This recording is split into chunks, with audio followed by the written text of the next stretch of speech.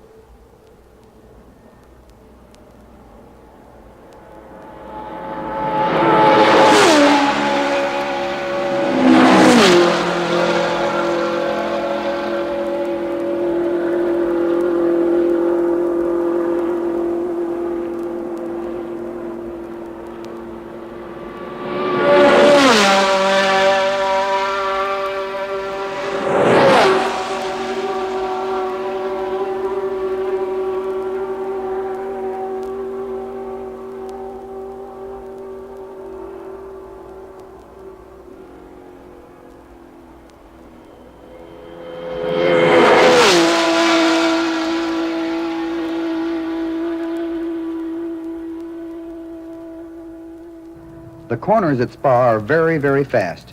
This next track is what Cooper-Maserati driver Jochen Rindt heard as he shifted down for the 140-mile-per-hour Burnenville corner, then shifted up to top gear, fifth in this case, and sped down the Masta Straight to Stavelot. You will notice how slowly the revolutions rise in top gear. At these very high speeds, wind resistance builds up considerably and the engine note is almost constant.